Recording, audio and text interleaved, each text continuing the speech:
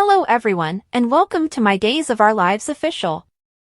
I hope everyone is having a wonderful day. Before we begin, please hit the subscribe button and give this video a thumbs up. When Kayla falls into Steve's shoulder, today's Days of Our Lives picks up where yesterday left off.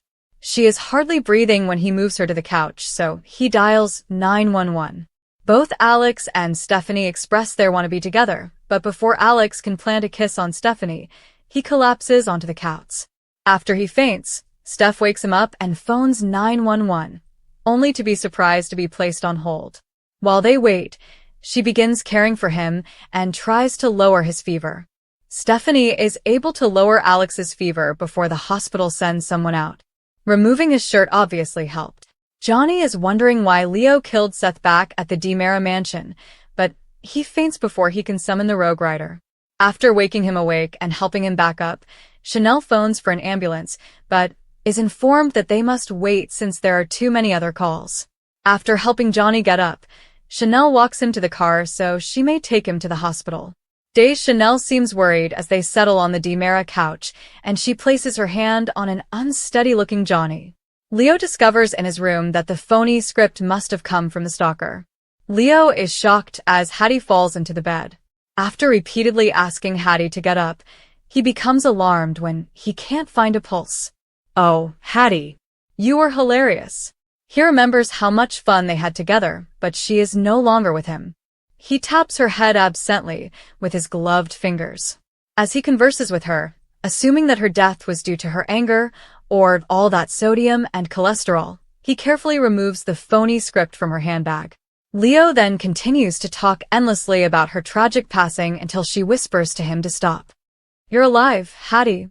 When he calls for assistance, nobody answers. After yelling at emergency personnel, Leo returns to find Hattie sitting with a cold compress applied to her head. She inquires as to if all of his kind remarks about her were sincere. "Kiddo, I meant every word."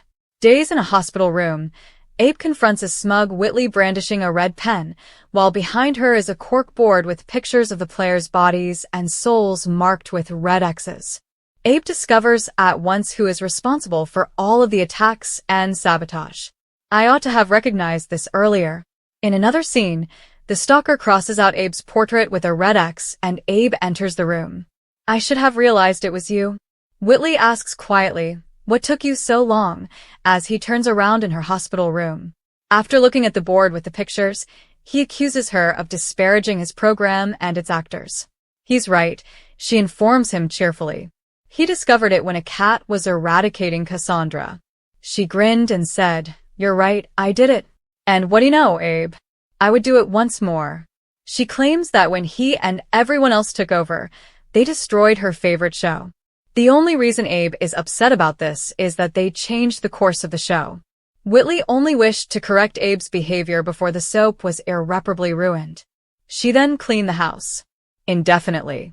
How did she pursue Bonnie inside Bayview, he wonders. They all believe that she is eccentric, but mostly harmless. She obtained all the information she required to remove everyone from the dark web and soap opera Twitter. Dazed, Paulina glares as she snatches Whitley's hand, which appears to contain a syringe, from behind. Body and Soul is more than simply a television program. It was her savior following the death of her spouse. All of the actors he recruited had to perish because she is battling for her life. She displays the poison vial she applied to them. Bayview is testing an experimental medication that has harmful adverse effects. She poisoned everyone who received a script, and he works through that. "You're next," she adds.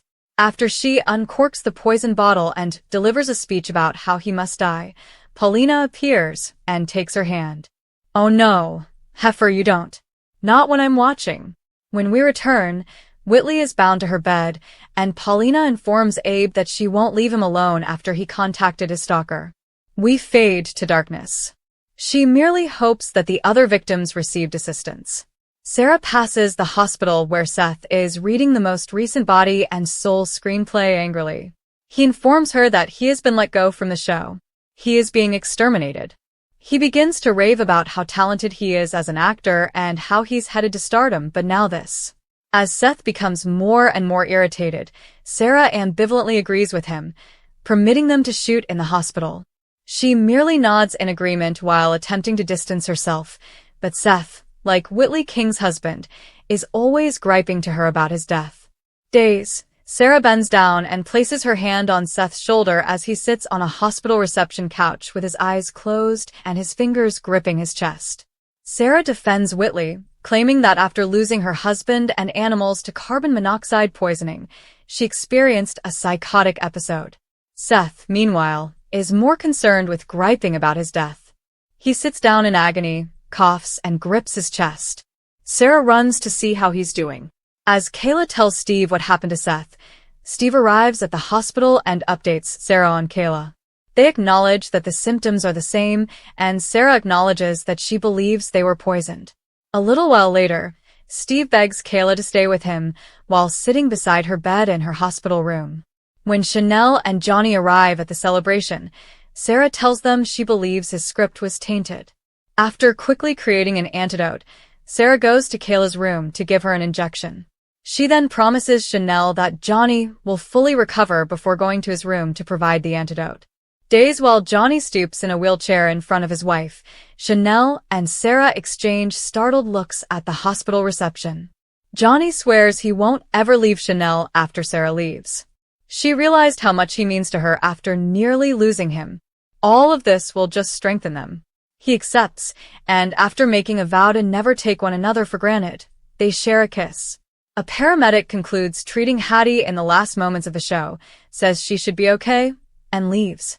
Leo gives Hattie a hug after expressing relief and vowing to never take her for granted. After that, the paramedic goes to Alex to tend to him and give him the medication.